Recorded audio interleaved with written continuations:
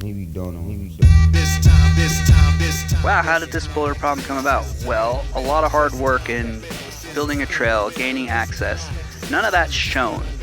We're not getting enough information that's correct. Power. This time to build power. This time to build power. This time to build power.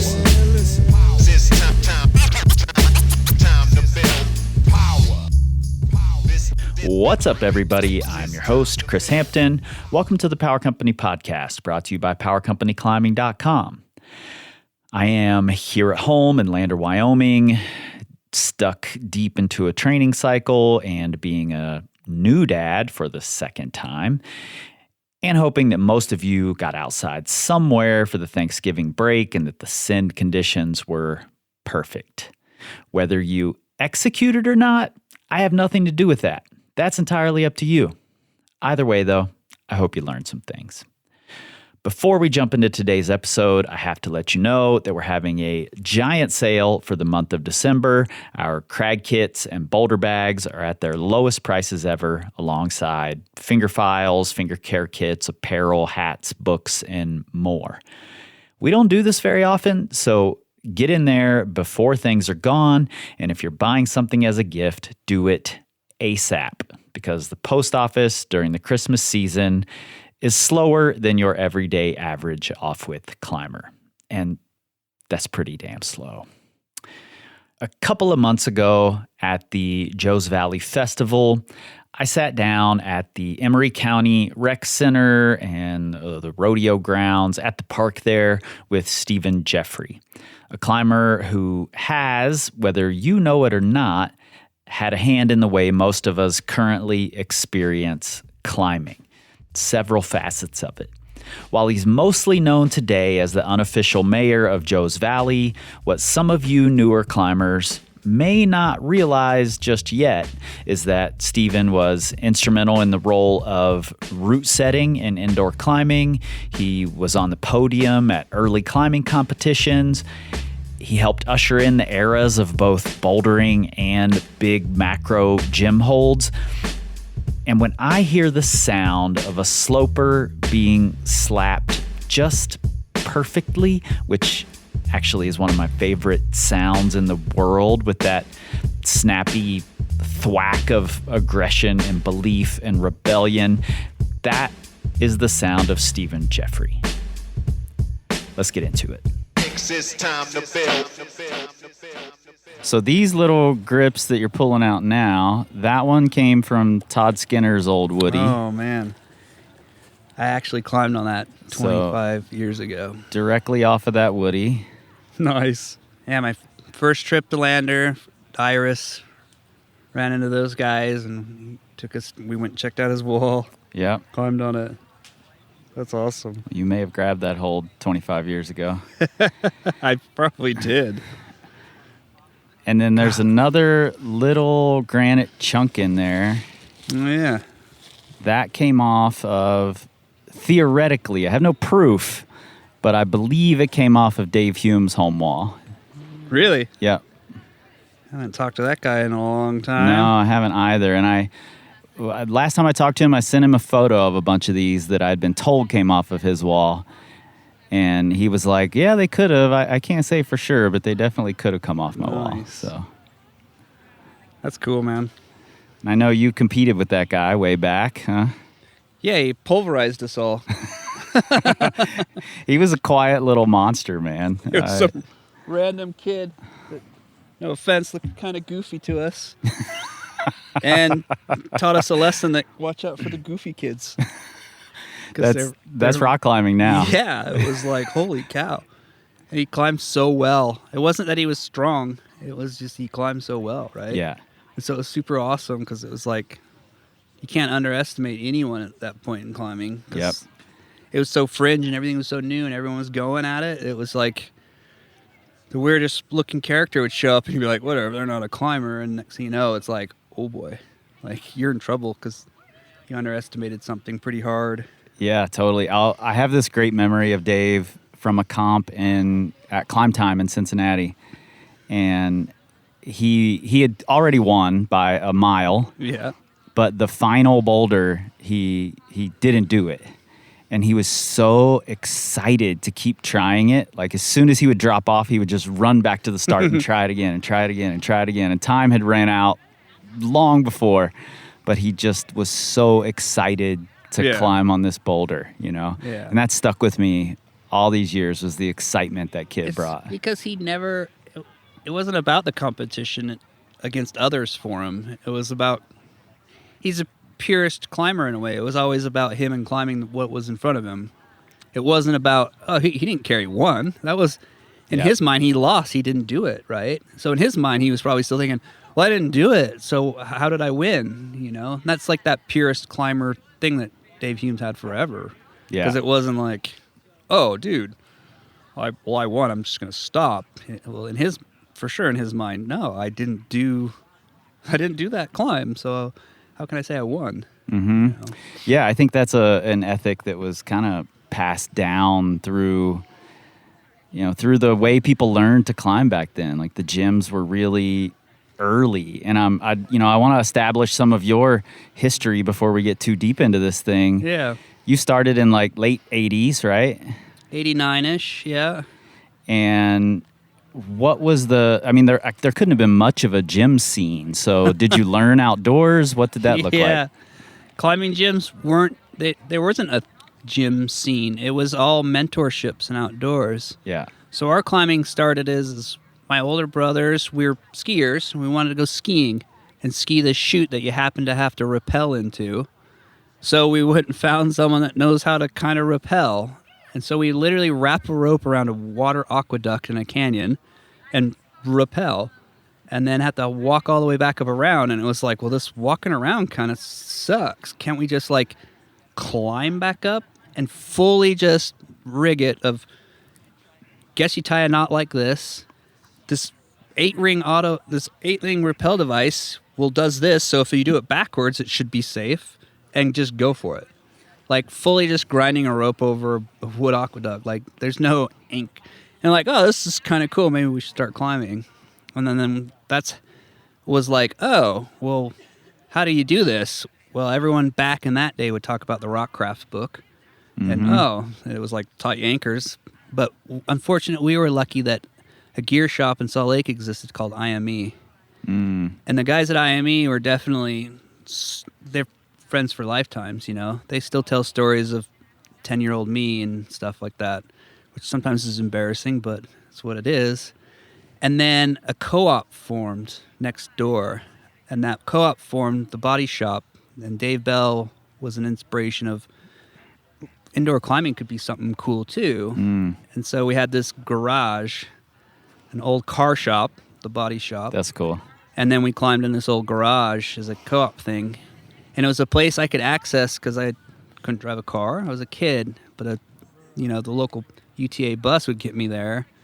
And so I climbed in there on plastic. So I kind of like the first plastic gym rat that it's ever existed. Oh, wow. Because that was where more of my climbing came. And then the mentorship to be outside was there because there were so few climbers and there was plenty of mentors. And those guys just took you under their wing. Right, because some of those guys, I think, got a little bit bent that I could do stuff in plastic. They couldn't. And so they wanted to make sure that this kid was in check and will come to the real world. And it did put you in check. It was like, whoa, okay, this is really scary. This is really hard. And this is movements and stuff I don't understand. And these guys just kind of wanted to make sure that they weren't getting beat down by some little kid on plastic. Yeah. And so it was kind of like this, we'll take him out for entertainment and we'll see how it goes. Was sport climbing a thing in Salt Lake at the time? Like, was that when sport climbing was sort of really blowing up? So sport climbing did start blowing up early 90s, right after the whole Smith Rock beginnings and stuff like that. We started out trad climbing, and I remember thinking about sport climbing for the first time going, wait, what is it? It's just bolted routes, and they're steep, And in my head, I'm imagining all the friction slabs of Little Cottonwood that Right. are 40-foot pitches with one bolt, 60-foot pitch with two. And I was like, sport climbing sounds like the most dangerous, scary thing to an 11-year-old kid ever.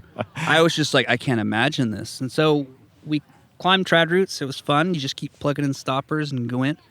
And then we were climbing 5'9". It was like, yeah, we're going to one day climb 5'10". And then we decided to go check out the sport climbing in the other canyon. And when we got there, it was total shock of like, wow, this is very unscary.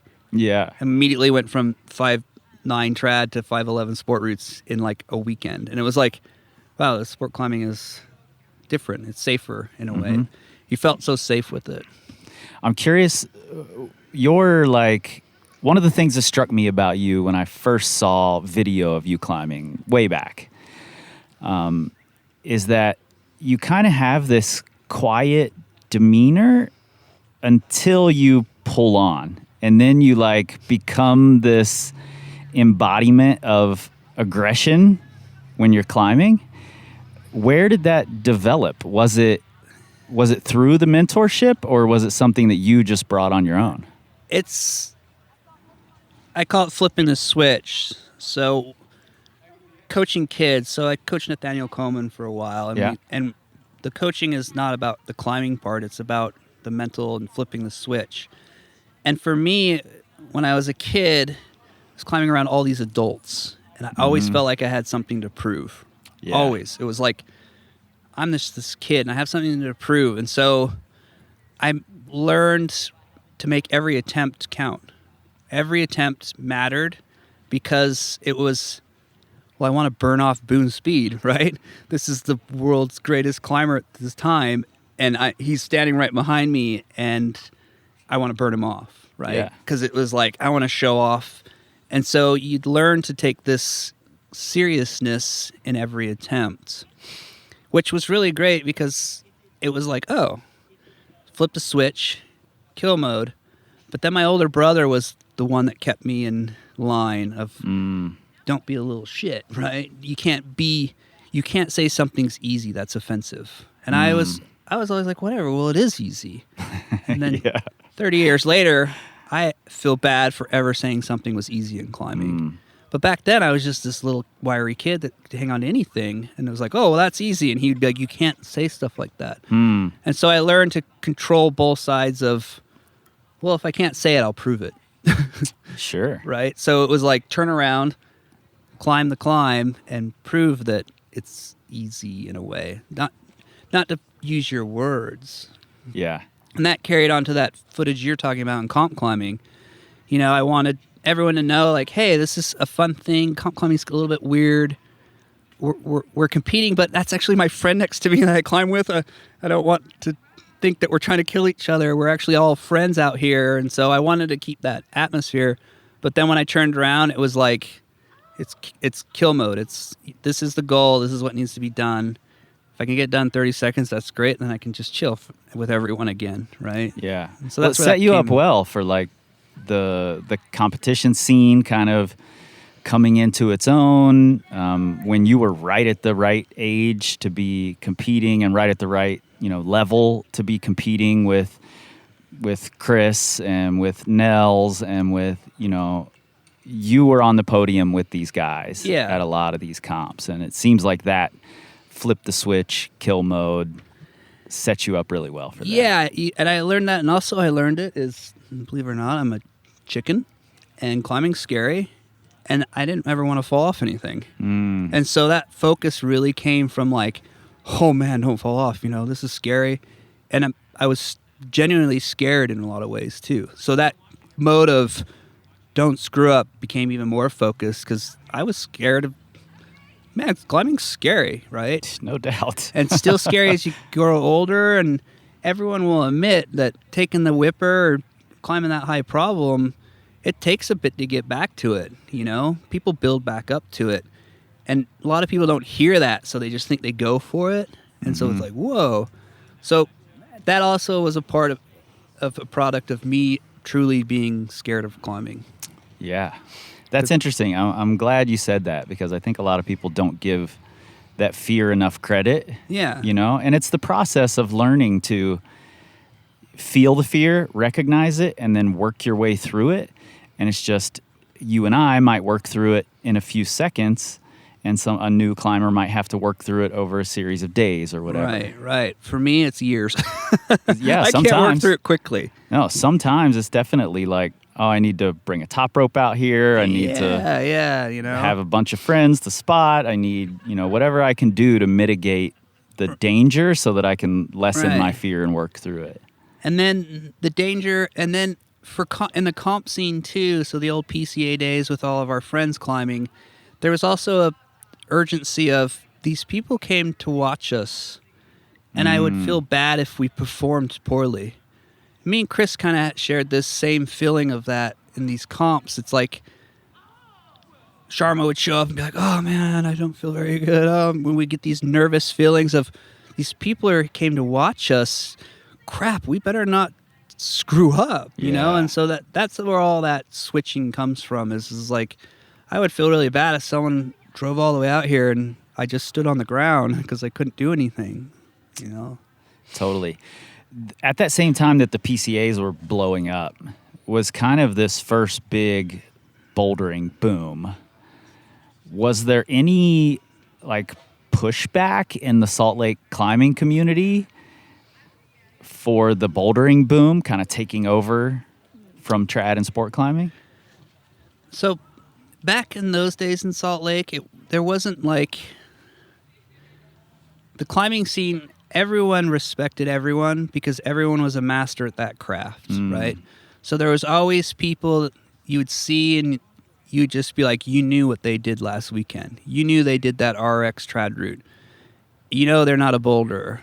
And so the mutual respect between the different styles of climbing from trad, sport to bouldering was across the board. No one was in a hierarchy because those climbers at the time, like Boone Speeds, the Mike Calls, and Del Goddard and those guys were climbing all the same too. They would boulder, they would trad climb, they'd sport climb, they'd do first descents, and there was just mixed.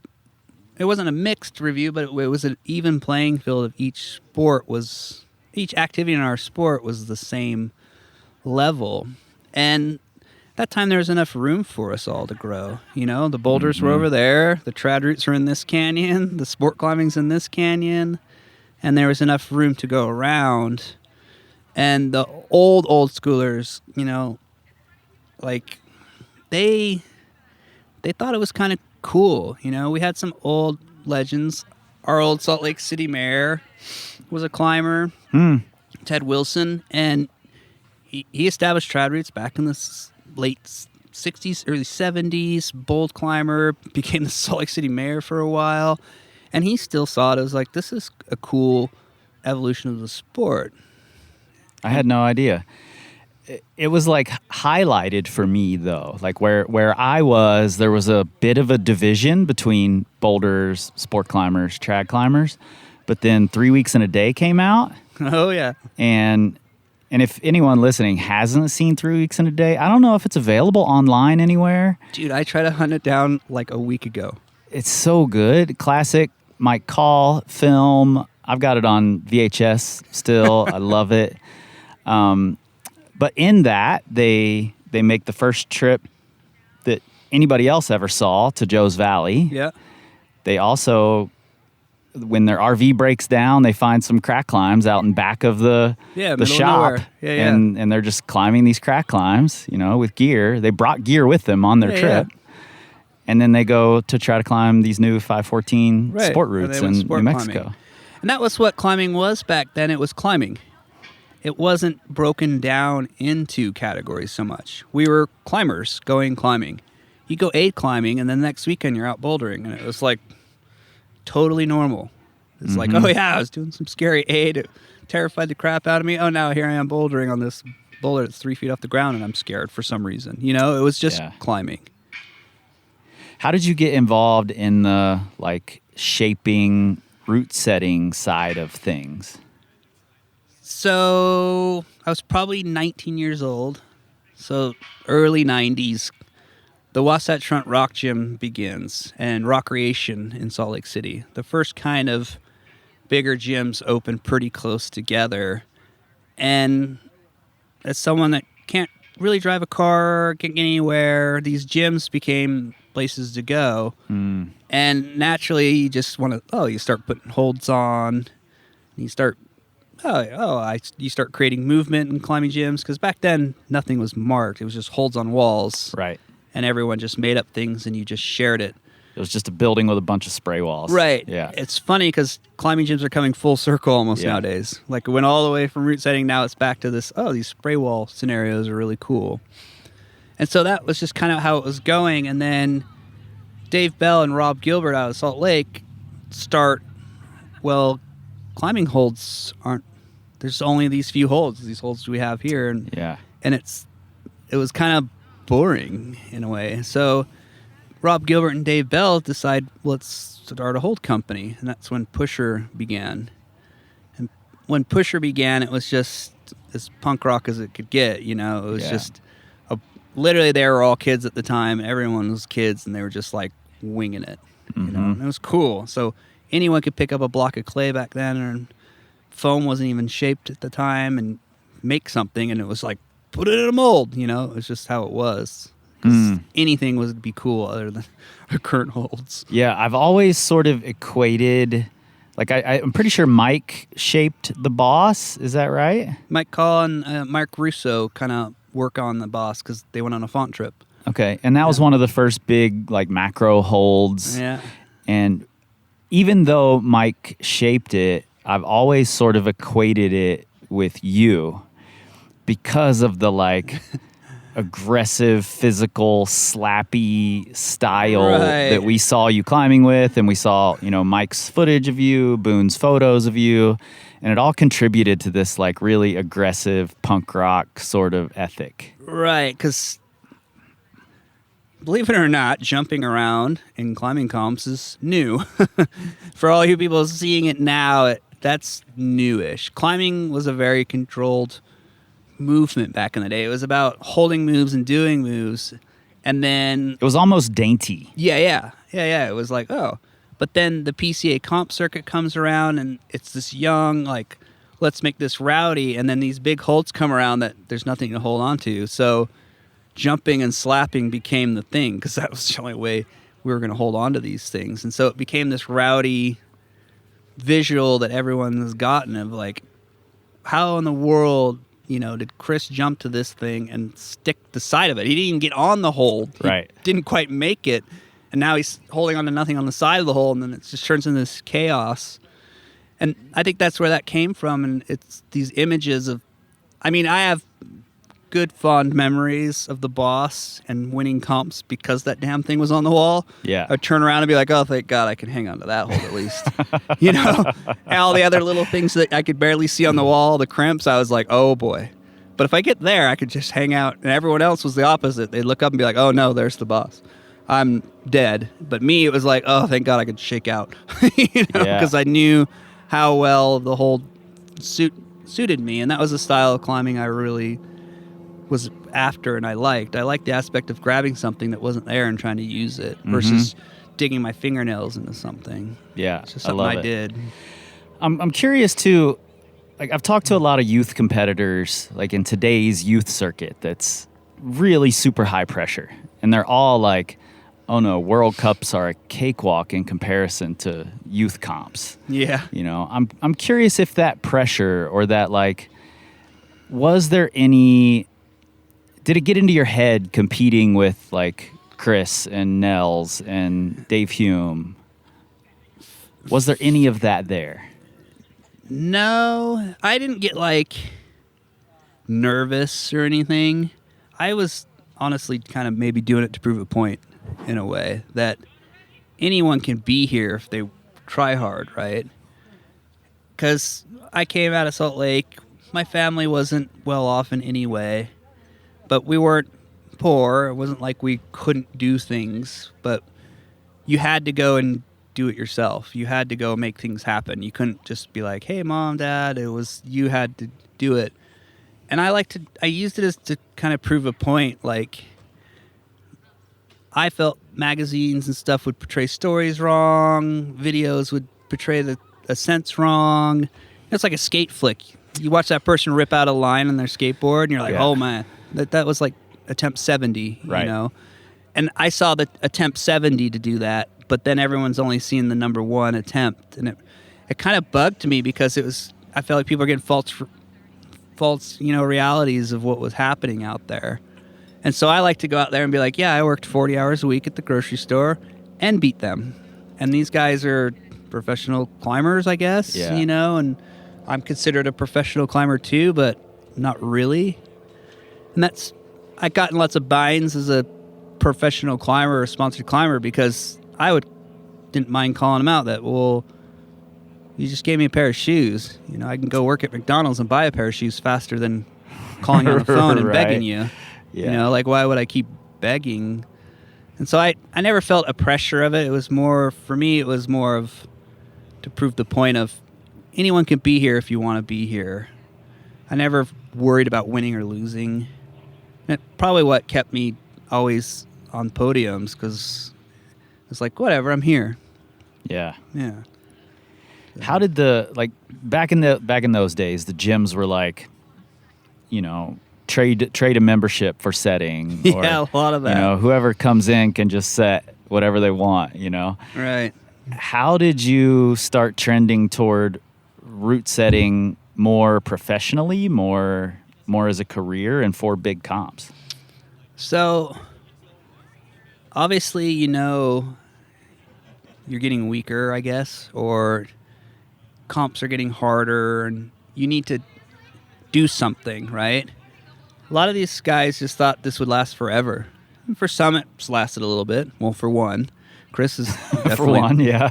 and so a lot of us realized quickly, like, oh, what are we going to do? And so for me, it was like, I need a job. And climbing has been my whole life, and I love it. What am I going to do? And so it was pretty like, oh, well, there's this evolution coming of climbing gyms. So you master movement out of fear because you don't want to fall off. So magically, you're a master of all climbing movement. Magically. And then next thing you know, you can translate that onto this artificial wall, and then you can become this skillful route setter of movement, right? And I was probably only 15 years old. Rock Creation was hosting a qualifying round for a snowbird comp up at the Snowbird Cliff Lodge. And the finals round was happening at Cliff Lodge, and it snows. And they were in this panic mode, so they hurry and put the finals route in Rock Creation's gym, and they throw down the finals, and Scott Franklin wins, the classic days of that. And I watched all that, and I was like, wow. And then the climbing gym was empty. There was no holds, no nothing. And I was sitting there, and everyone's burnt out from mad chaos of trying to put up. And I was like, well, I can put up routes. And I set these routes as a 15-year-old kid, and people climbed them, and they were like, wow, this is really good route setting, and this is really fun. And I was like, oh, this is cool. And so I got into that route setting thing really young, luckily, by you trade a membership to route set. Yeah. And then people started seeing and realizing, wow, the climbing gym's really busy all of a sudden, and all these people are climbing these routes, and they talk about them. And that's how it kind of transferred into that. But at that point, climbing gyms still weren't a big thing out there. Yeah. Yeah. It took a while longer. When the gyms did start blowing up, were you excited to move into that? Or Yeah. were you a little nervous about was- the idea of it blowing up? I was hesitant for sure. So I was managing freight crews at grocery stores, working graveyards for like 7 years, and then just climbing every day. And then a large gym brand was starting in Salt Lake. Yeah. And it was Momentum we're going to build this big, huge climbing gym in this, commercial real estate place. It was kind of like, there's no way you're going to do this. Like, Right. sure, whatever. But as I was driving from my home to American Fork, you would drive right past where they're building it.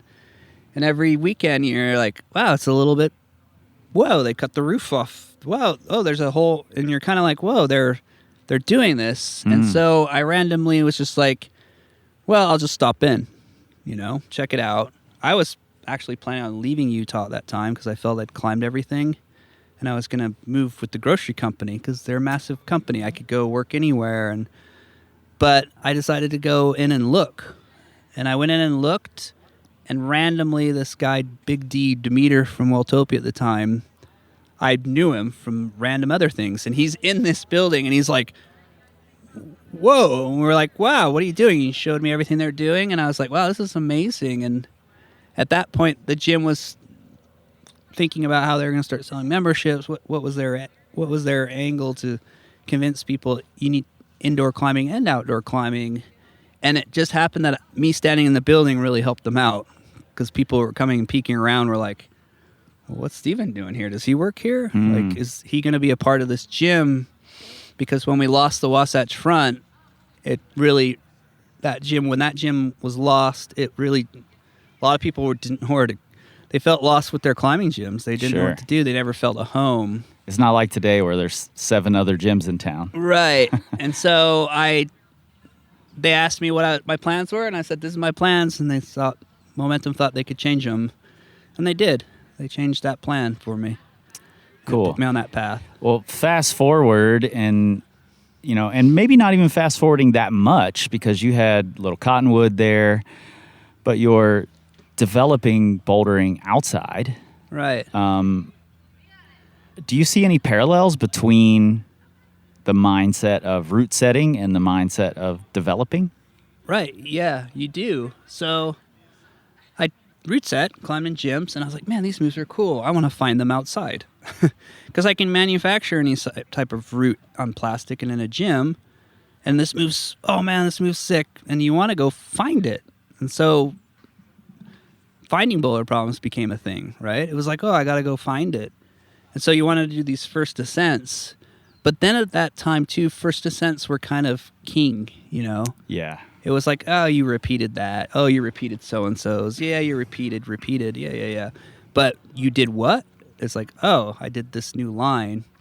And so that kind of became cool to me, too, because is these lines possible? Just how any first ascensionist is. It's like, everyone, is it climbable? Is it not climbable? And the route setting helps with that, because your movement you're trying to create, you have to do that with the first ascent. It's like you're looking at something that's relatively blank and granite, and it's like, and then 2 days later, you're like, oh crap, it's only V5, right? It's this puzzling game that you learn where people thought something was impossible, and here you are. Oh, it's not that bad, actually. Yeah. I've heard several people talk about you, like, showing them some things that you've cleaned up and built landings for, and just handing it over and just being like, hey, you climb on this. Right. At what point do you think I have to get the first ascent dissipated? For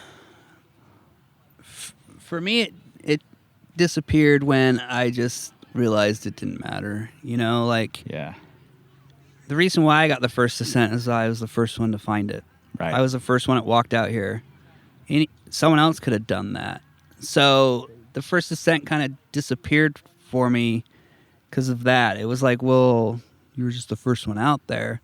And what changed for me was Adam Ondra actually changed that. Ondra was so competitive about beating records. Well, how fast did that guy do it? How many tries did that take? And to me, it was like, you know what? He's actually right. There's only one aspect in climbing that matters on any climb anywhere is first try. We all only get one first try. And if you don't do it first try, it's over. So it doesn't matter if it's a first ascent, 100 billionth ascent, it's first try. Because all of us get that. No one else can take it away or anything. It's so, when that came about to me, it was like, oh, well, that's all that mattered to me too, in a way. A long time ago, it was like, oh yeah, I can try a boulder problem 10,000 times and do it. Well, that's cool, but that person did it in 4 tries. It's like, whoa, it took me 4 days. And so that's when the first ascent lure disappeared for me, because I would do a first ascent and be like, yeah, I just did this boulder problem. It took me 5 days. Yeah, and I show it to my friend. He does it in 4 tries. So I'm like, oh, man. Yeah, I sort of have had the same evolution in my thinking, where I used to really care about being the first to do a thing.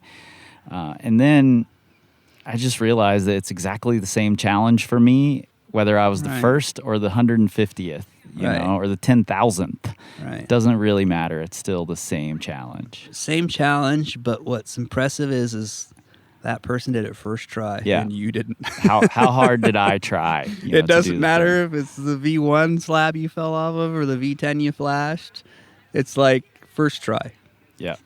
And so that's where that first ascent full lure disappeared a little bit. Mm-hmm.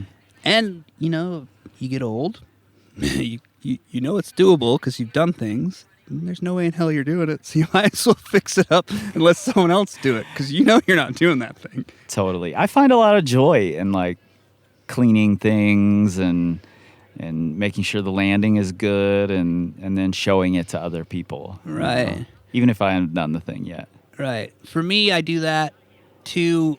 It's changed in a way of the first ascent or an area is, since there's the masses we see nowadays, I'm starting to see it more as preserving what was there in a lot of ways. I see it as yeah, I was the first one that found it, big deal, but I want it to kind of stay in this state. Make it sustainable. And make it sustainable because, you know, you find this amazing boulder problem or you bolt this route and you're just like, holy cow, I want it to stay in this state how I found it.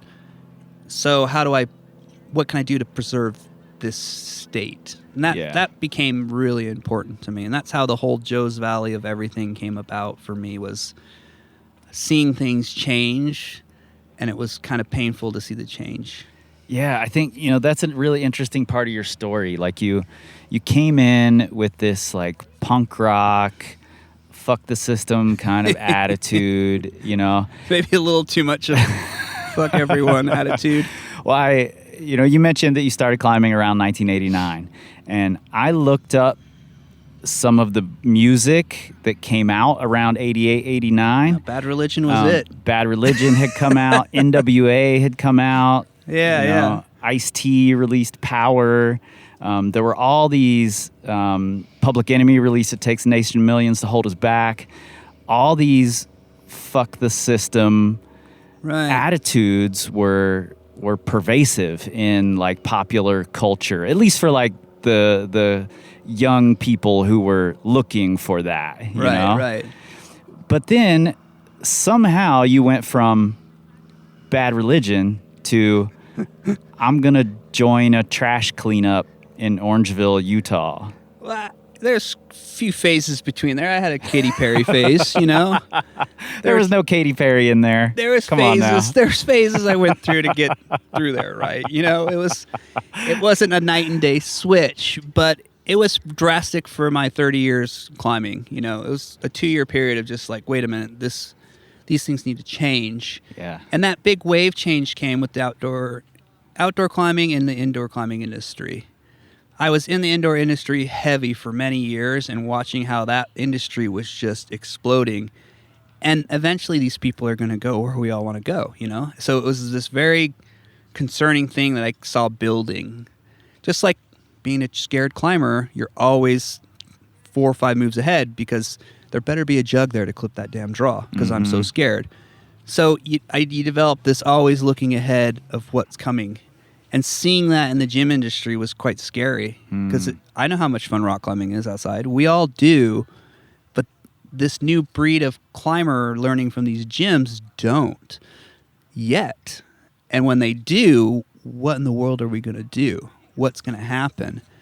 And so in the 30 years climbing, there was a time where I took a good, serious 4 years and didn't climb a ton. You know, I was just...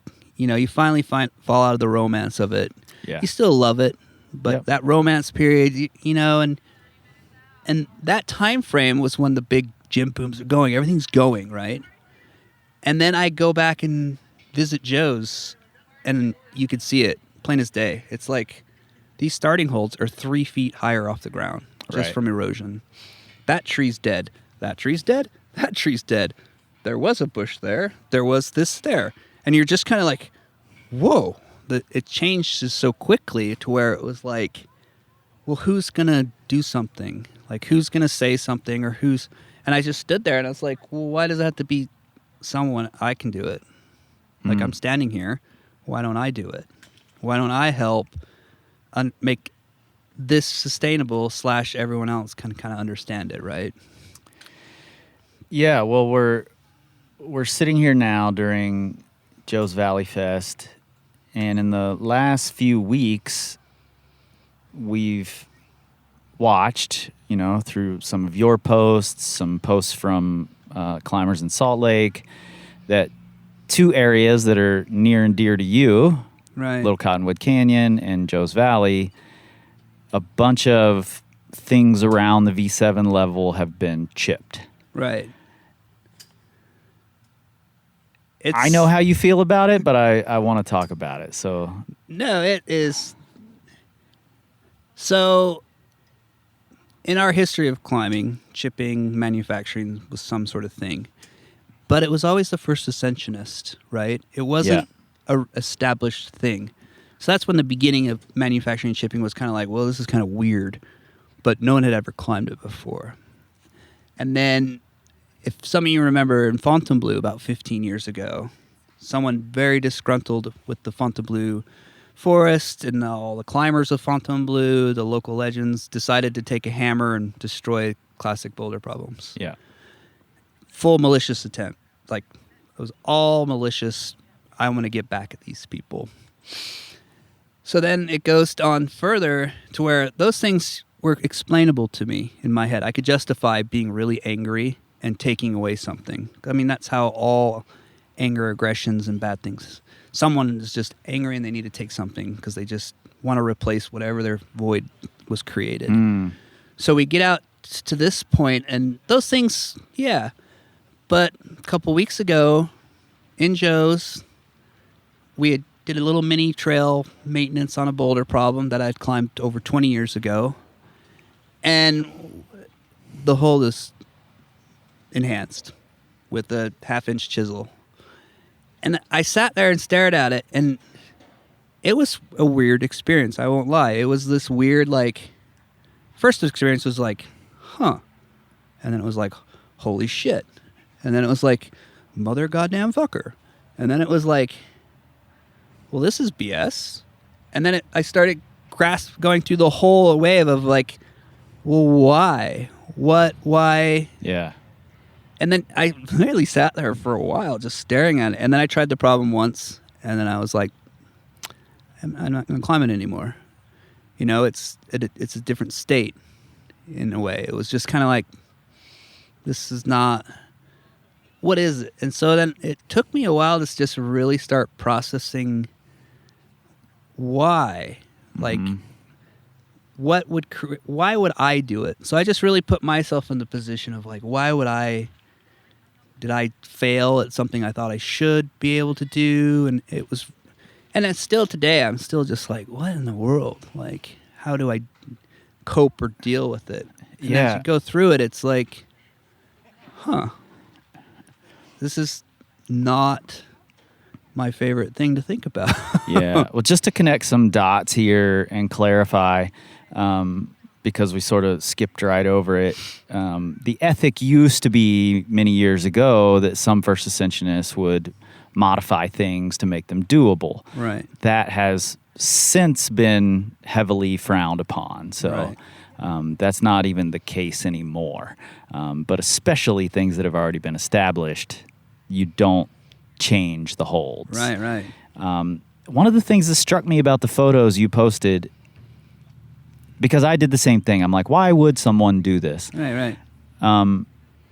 Several of the holds that had been chipped, there was no chalk in the chip area at all. So it didn't look like they had chipped it and then climbed it. It looked like they had just chipped it and moved on. Right. So as time goes on, we find out more and more and more. You start actually narrowing down who's doing it through that kind of stuff. So that's what was puzzling about it. But the way it worked out here in Joe's was the holds were chipped. They're enhanced to be climbed. And then the person tried to cover it up a little bit, and so they just shove a bunch of dirt back in there, and then the idea is, well, someone will come along and brush it, and maybe it'll get bigger, right? Because sandstone, it's soft. Right. But the way the sandstone works in Joe's Valley is you break that first varnish layer off. Yep. That The chalk patina. doesn't actually stick to that varnish layer Ah. underneath. The chalk won't stick to it for a while until all of our over-human traffic juices get all over that hold, and then it gets caked back up with that. So that's Got why it. it looks like that in these photos, because when you break off that layer, it's as fresh as stone gets, and so there it's plain as day. And so the person that was like, oh well, God, that scar looks really bad, because if you take off that varnish layer, well, I'll hurry and climb it here, put up my send video or whatever their idea is, and then I'll just pack a little dirt in there and take off. So that's why it's taking time to actually figure out all the climbs that have been enhanced around Sure. here, because we haven't gone and climbed them because climbing season starts this weekend. Yeah. I just read an article that sort of put the blame on indoor climbing. Right. And I'm a little, in some ways I agree with that sentiment, and in some ways I'm really skeptical of that sentiment. What are your thoughts on it? Being someone who's entrenched in the indoor world Right. the way you are, Right. and you and I are both people who have helped to increase the popularity of climbing. Right. So do you feel like there's any, like we hold some of the fault as well? Oh, no. Yeah. It's that whole, we all want to put blame on something that we don't understand. That's our first human reaction is I don't understand this. Makes me feel dumb. Figure out to blame it to get this reaction out of my bad. Make me feel good quick. Let's Yeah. make myself feel good quick. And that's easy for us to all fall into. So it's easy to be like, blame the climbing gym. Okay, blame the climbing gym. Or, oh, blame this, blame that. Blame social media because everyone has to portray themselves as something, right? Yep. Blame it. It's everything. It's everyone. It's all of them. You can't just pinpoint one. That's the stupidest. You might as well just try the same beta on the move 5,000 times the same way. As climbers, we change it and Yeah. we break down what it is. So that's what how I did to myself. Because in the climbing gym industry, I see people brand new walking to the gym, and 2 years later, they're my climbing partner climbing the same projects I am. And it's like, God, it took me 30 years to get here, and you're Right. the little twerp standing right next to me climbing something that I'm really having a hard time with, and that fast turnaround of a climber from the gym is something easy to blame in a way. But then you go back to me and you as these mentors and creators and helping, well, what have we done to help educate people? What have I done? You have your podcast and people can listen and be it. Me, what have I done? I haven't done anything. I'm in Castle Dale hiding. I'm not out saying or doing anything. So I can't blame someone. I can't, I should be blaming myself too, right? Because it's like how to pinpoint it. But I'm okay personally saying the climbing industry has indoor climbing industry has a huge problem with it. I am totally fine with, calling that industry out. When we go into your gyms, you go into your local gym, and when you go in there, walk around and look if there's any sort of education, simple flyer just to say, hey, just so you know, our climbing gym is catering to you for customer experience. Yeah. Outside, it can give a shit what you think. Yeah. V5 is V5, This climbing area's grades are like this. Other climbing area grades are like this. Grades are to that area. The idea of what's dangerous, a high ball in Bishop is a high ball in Joe's Valley. Right? It's a route everywhere else. Right. So we learn as rock climbers, these places have that, right? Yeah. Gyms don't. Gyms are, they don't have regulations quite yet on how high their walls can be, but they all kind of follow this guideline of providing a good customer service. They're not there to scare the crap out of you. That's why there's 10 million quick draws on your wall, top ropes hanging, and padding that no human could carry by themselves to a boulder. Yeah. So it's this customer experience they're creating for you and not explaining that when you go outside. Yeah. So when these new climbers get really, really strong, really, really fast, and send your project next to you and become your friend, don't have that, they go out on their own and they go for it. And they're really, really strong, and they can get into danger really, really fast. And they can be quick to be like, well, I'm really, really strong. This boulder problem should be easier. Yeah. And so that factor could come into play. I can see how it can come into play really, really quick. Yeah. You can catch a beat down way faster outside than you can in the gym. Oh, yeah. Oh, yeah. If you want a good Your humbling... ego can get crushed. If you want a good humbling, go climb in an area in the worst heat conditions imaginable. Yeah. And then you'll just be like, yeah, I get it. But us as climbers, the old school, we understand that because we've gone through it, because that's where we started and that's where it was. And so that you can blame that gym industry. And then I have social media. I have an Instagram, but I only allow 5,000 people to follow. So if you're trying to follow now, sorry, you have to wait for someone to leave. It's just a weird thing I did because it's funny to me. Yeah. It's like, oh yeah, well, 5,000 is the limit. I don't know why I put it that, but that's just me being weird, and I don't care. So social media, the more I deal and see with that, I see that, wow, this is an issue in a way.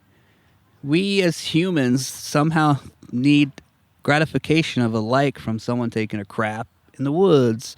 You know, wherever they're staring at their phone, we need this gratification of, oh, someone's proud of me or something in a way. And so you can see how someone could get a little bit down on themselves that they can't do these things and wanting to be like, let me enhance it.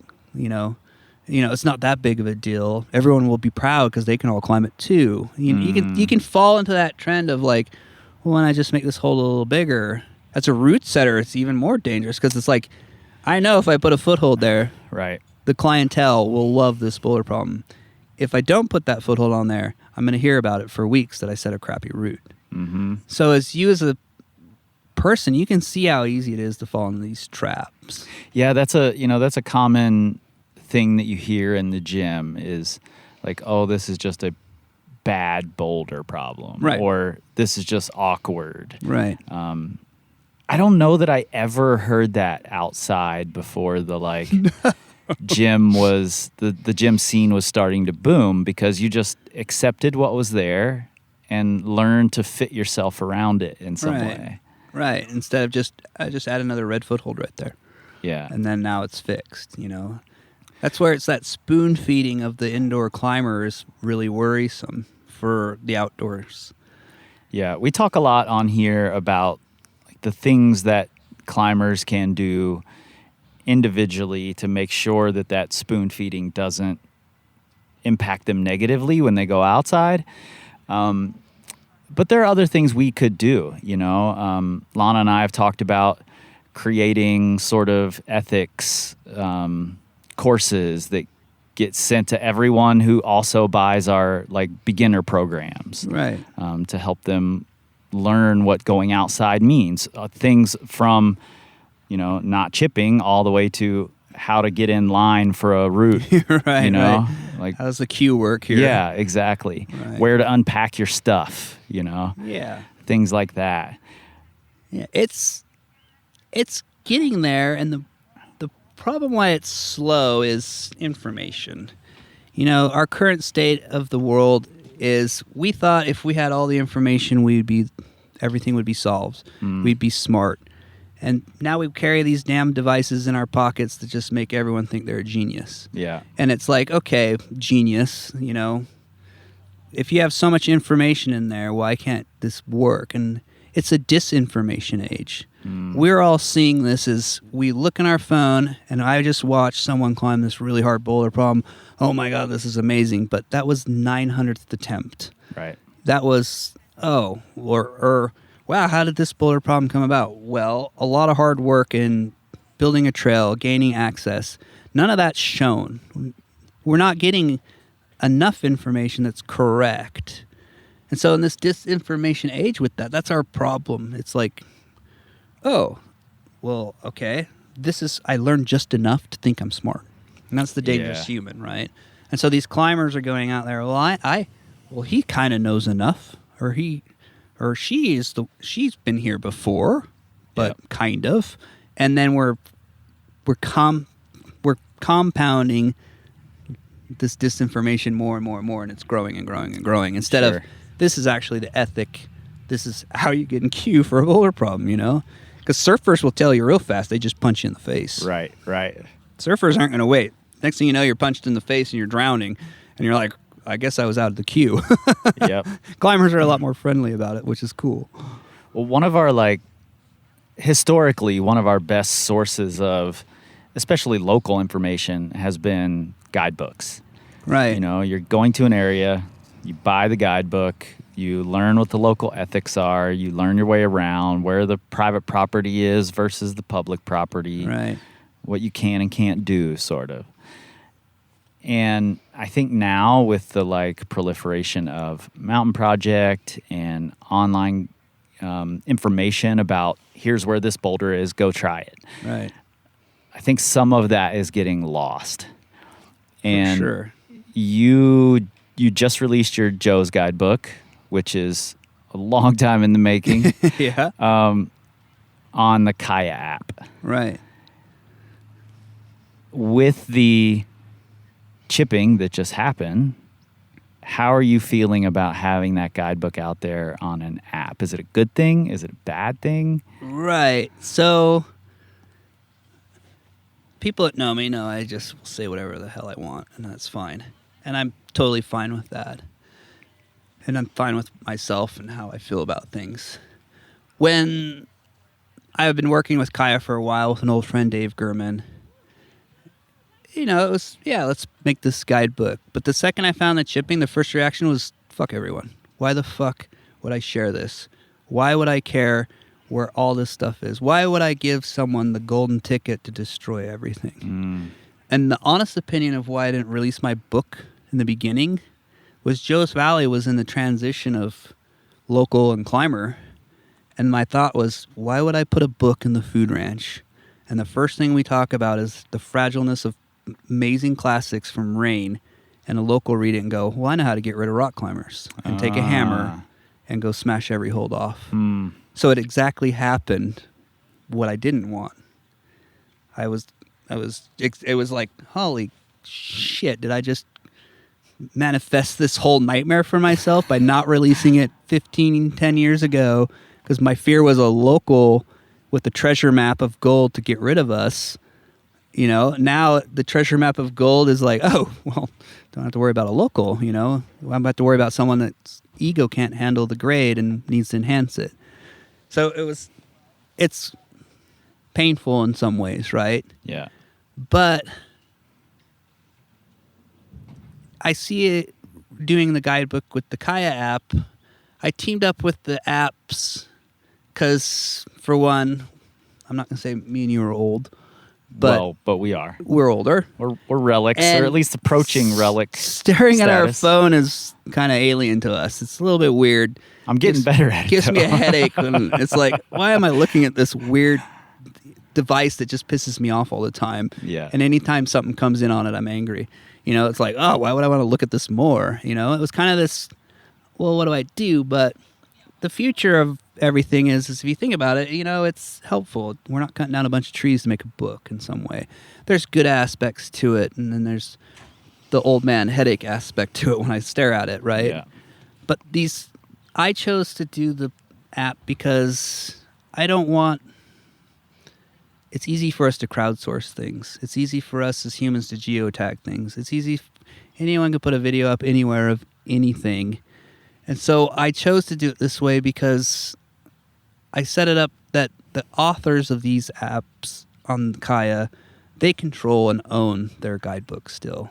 They're not just some off-blind admin that's, oh, I think it does this. I kind of stole the information from this site, and I asked my buddy over here, and she told me this about this boulder problem. You know, I didn't want this half-baked crowdsourced things. I wanted it to be authentic, to where it's the guidebook author's voice.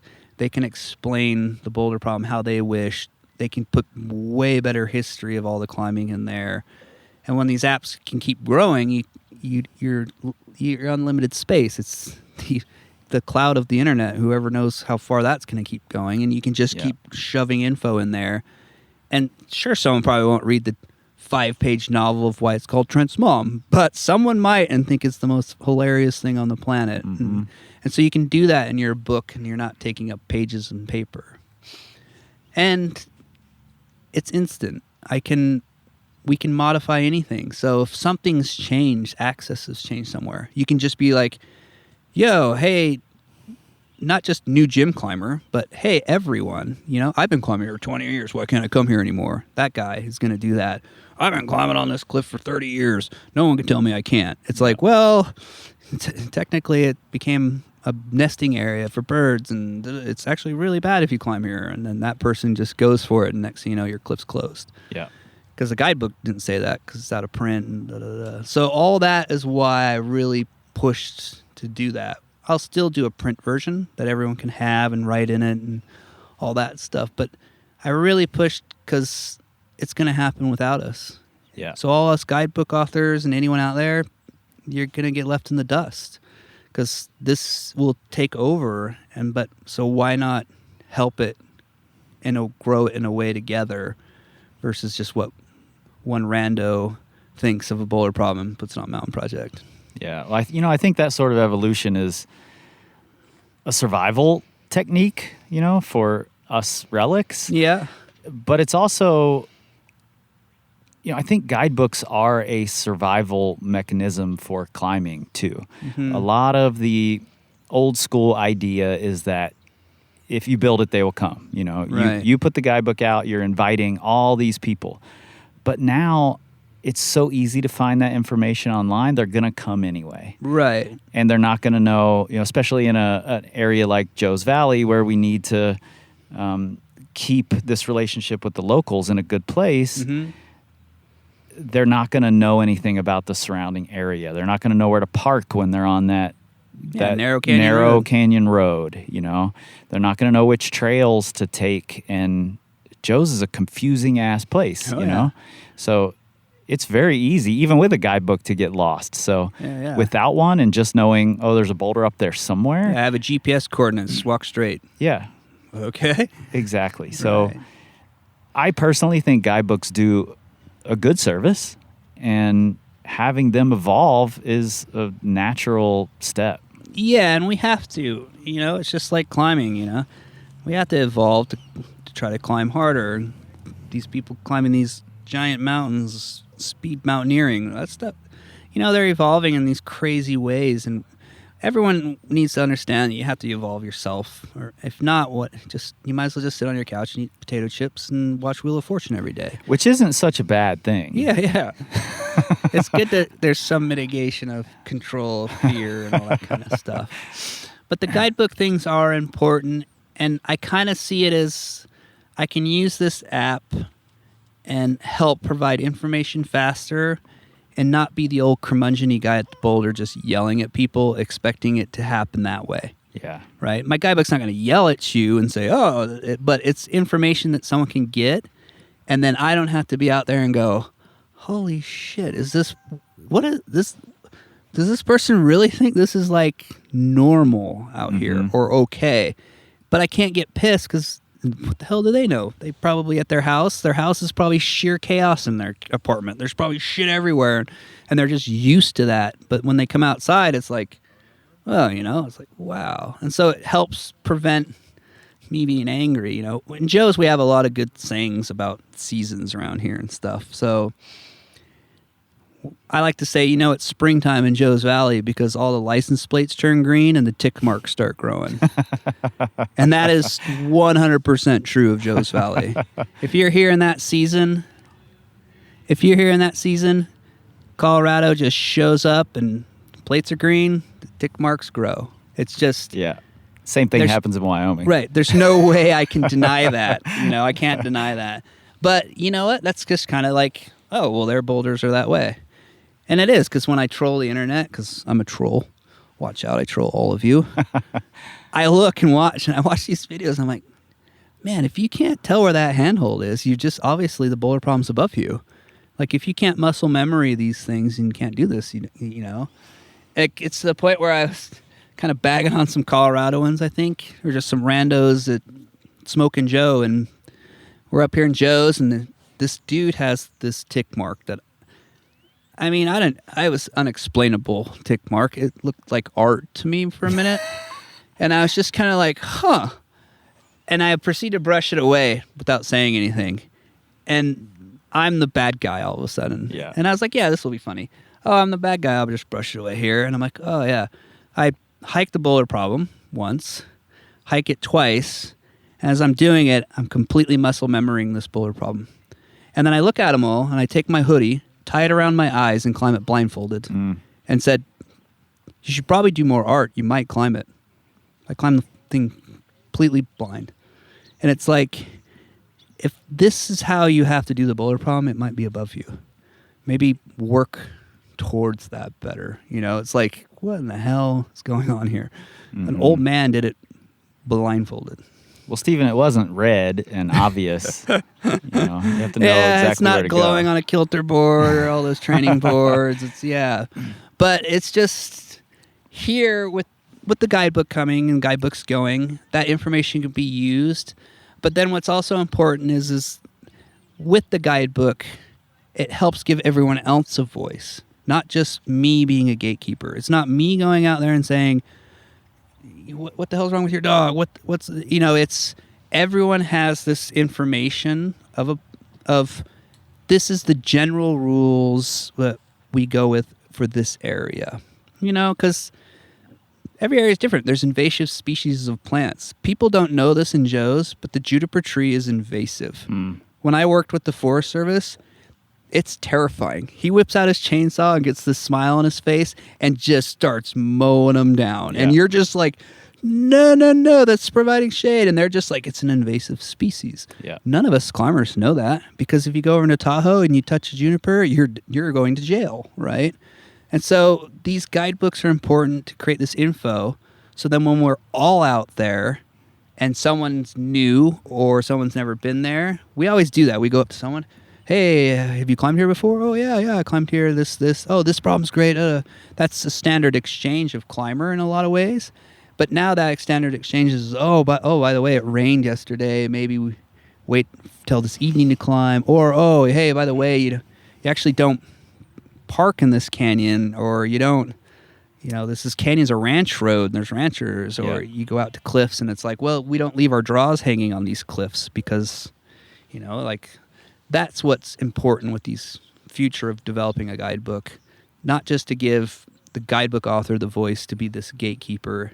Everyone that's read it, that owns it, can be the gatekeeper. Yeah, and you're going to have your opinions. I'm going to have my opinions. Everyone Right. else is too.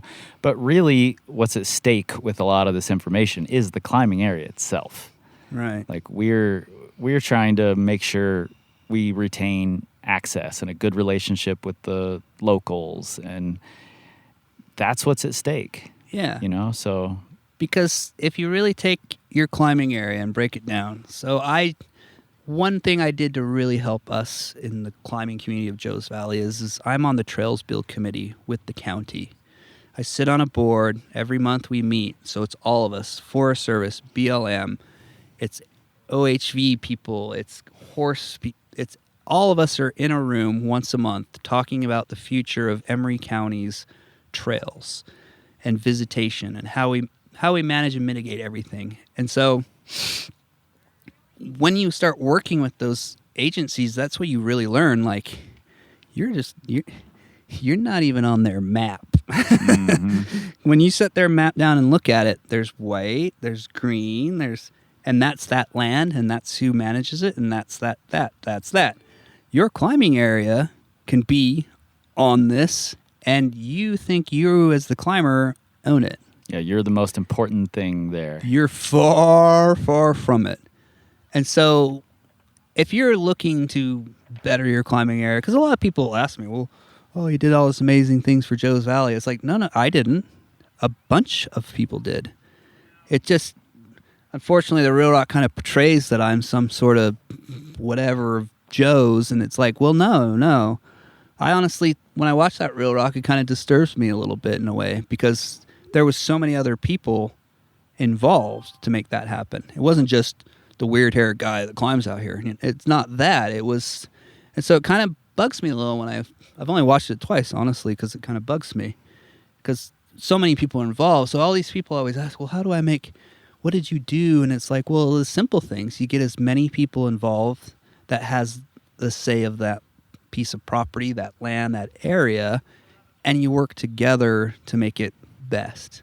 So as climbers, you need to prove why you're there. Like the Bishop, their coalition's going well. They're getting it. They're understanding. And you need to prove to the city of Bishop and LA Water and all those people that you're an economic driver for Bishop. It's just not a gas town to Mammoth anymore. There's people coming to Bishop, not just to fish that river. Right. That river there, that SADS though, oh man, is good. If you're like a V15. Steven's new love. If you're a V15 fly fisherman, that river is, the Owens through there is world class, right? But climbers need, it's obviously the climber cars outnumber those fishing cars. Right? And so the climbing communities are understanding, oh, we need to prove you're an economic driver and your skin is in the game to protect their land as well. It's like, hey, we're here to take care of your land, because that land manager, when you meet them, they're pretty exhausted humans. They're like, whoa, I have thousands and thousands of acres I have to watch over, and I'm have to worry about now these weird crash pad people. Oh, it's like, holy cow, now what? But if the climber is there and you guys are proving your point of we're here to enjoy the land too, plus protect it, it goes really, really well. Yeah. I mean, when I started climbing, I really didn't care about the environment at all. You know, I was coming from a skateboarding background. I was like, pour cement on everything, you know, skate everywhere. But because it's like the apparatus that I, you know, play on out there, you sort of have to start to care about it. Right. I want to make sure we don't totally come off as like old and crusty. I mean, we're going to be 95% regardless. What are you loving about climbing right now? You've been in this game for a long time. You've seen it from a lot of different perspectives. What are you loving about it? I mean, there's been moments where I've just been like, you know what, all you people fucking go away. This is not what you're loving, Stephen. Right. You know what I mean? And I kind of loved feeling that and saying that. Yeah. You know, I kind of was like, yeah, fuck you. You know, kind of like the unofficial mayor troll of Emory County. Right. But then I started realizing, and you start seeing, like, you remember the time when you and your friends climbed that polar problem for the first time. You remember how excited we all were, and the fear and the game, and you step back and you watch people do that again and again and again every day. You sit under this boulder problem and you're like, that's exactly how me and my friends, we said the same things. Yeah. We fell at the same point and thought we were peeing our pants. And you're watching it, and this is 20 years later. Yeah. And they didn't see a video of me doing it. They didn't This is 30 years later, Stephen. 30 years. Actually, yes, 20 something. But they're experiencing what we did 30 years ago, and there was no book written about what we did. They weren't copying anything we were doing. Yeah. They were just doing what we did, and that is awesome to see. That is what makes me go, you know what, climbing is pretty bloody rad. Because here they are experiencing the exact same thing. Yeah. And it's in the same state. 30 years, it's the foothold might be a little greasier. It might be a little more chalk. The landing might be a little better or worse, but it's the same experience they're having as that new climber.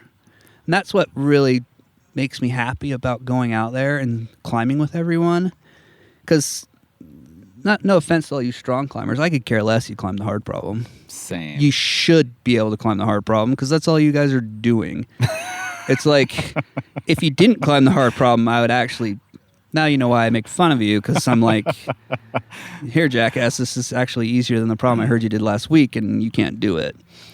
But when you're in a group of people and you walk up to that boulder problem, you'll notice there's always someone sitting back there that wouldn't even try the thing. And that person is the person I'm like, you should try it. And when they do one move, the excitement they get and the battle of just the one move, and then maybe 30 minutes later, next thing you know, they do it. That's what I love about climbing now. That's what's cool to me, because honestly, all you strong kids are posers. I think you're all posers. You should be doing those things first try, because that's all that matters. That's the soundbite that's going on Instagram. I think you're all posers. I think you're all posers, because you should have done it first try. Because, it's only V12. You climb V15. First try would be more impressive. Yeah, you can try it 50 times and do it. That's great. But he did it on like 500th try. But this person back here trying this V4, the hardest grade of their time, and freaking battling for it and 100% doubt they can do this thing, and they do it, that's amazing. Yeah. That's what climbing is. I definitely resonate with the idea that anytime I say something positive, I also have to follow it with, a little beat talking down. shit to somebody. But I'm glad that climbing is still giving something to you, right? That you're still getting something out of it, because you put a lot into it, you know, from just photos of you and videos of you, getting people psyched to try their absolute hardest. Right. When I'm as a Red River climber, I'm not good naturally at just trying really hard right off the ground, but I can think about a Stephen Jeffries video or photo and try to channel that same aggression into what I'm doing. From those days to route setting to developing boulders outside to helping create this really unique relationship with Joe's Valley climbers and Joe's Valley area locals. You've given a lot to the sport, so I'm glad it's still giving things to you.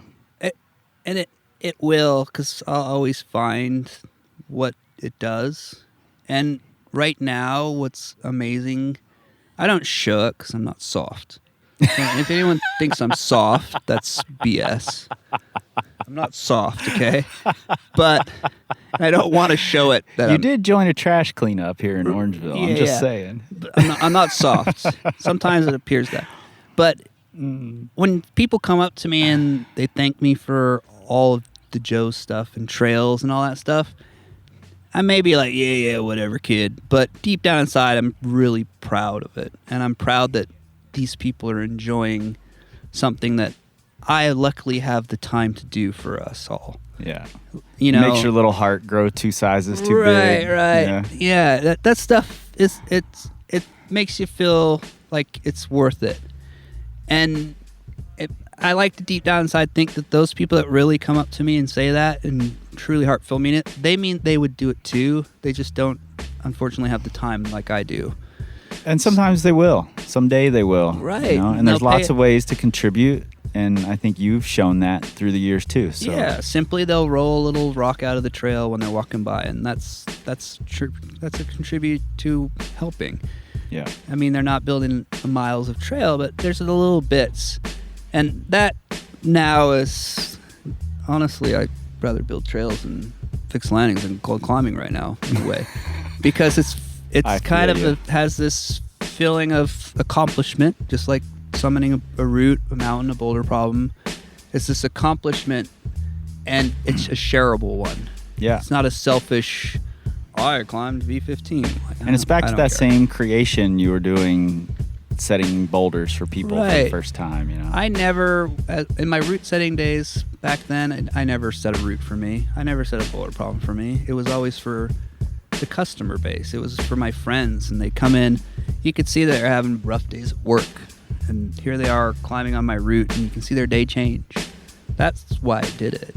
It's not to be, I'm the cool guy. I could care less. Because, as I stated, all you posers, I don't want to be you. Right? I don't want to be the poser guy, even though, you're doing legendary stuff or whatever, or you're climbing something hard, you're still a poser, Well, dude, I I appreciate you sitting down. I know you get a lot of requests to do this and are reticent to talk sometimes, so Yeah, no worries, man. I appreciate it. No, it's good. It's nice to be able to be understood. To be perfectly honest, Steven and I kept talking for another 20 minutes or so, and he told me all about the time when Ben Moon and Jerry Moffat showed up in Joe's Valley, and Boone Speed called a young Steven to come out and burn them off. But that's for another podcast series that I'm working on, so you'll have to wait for that audio. It'll come out eventually, likely next spring. Steven, thanks for sitting down, telling some of your story, and thanks for all you do for Joe's and the climbing community at large. We appreciate you. Listeners, if you're headed to Joe's Valley, be sure to get Steven's guidebook through the Kaya app. I know I'm old and I love print guidebooks, but the app really is a forward-thinking way of engaging with these bouldering areas, and I'm glad Steven put it out there the way that he did. And if you want to try out that guidebook and decide for yourself whether you like that sort of format, Kaya is offering 2 weeks of Kaya Pro for free, which will get you that guidebook, advanced performance analytics, customized workouts, and more. You can do that through the Kaya app by using the code JV2 WEEKS. That's JV2weeks for 2 weeks of Kaya Pro for free. In your show notes, you'll find links to learn more about Steven, a link to the film The United States of Joe's that if you haven't seen already, you absolutely should. You'll also find links to the newly formed Joe's Valley Coalition. I joined it this year at the festival and was told I was the very first member. If you spend time there, I hope you'll join me. You'll also find a link to our big sale that's going on, so get in there, get your Christmas gifts together before it's too late.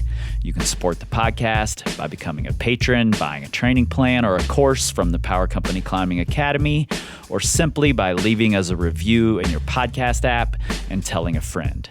We're on Instagram, Facebook, and YouTube at Power Company Climbing, but never, ever, particularly now that Elon is running the show, on the Twitters, because we don't tweet. We scream like eagles. This time, this time, this time, this time, this time to build, this time to build, this time to build, this time to build, this time to build, this time to build, this time power, this time to build power, this time to build power, this time to build power.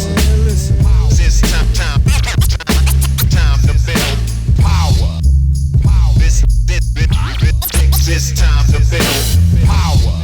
This time to build power. This time to build power.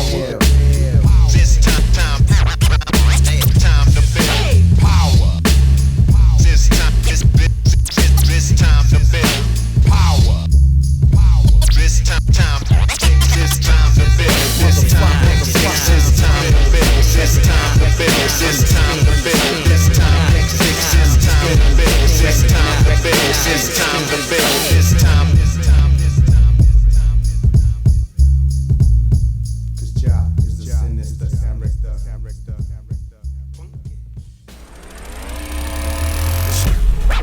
Structural audio.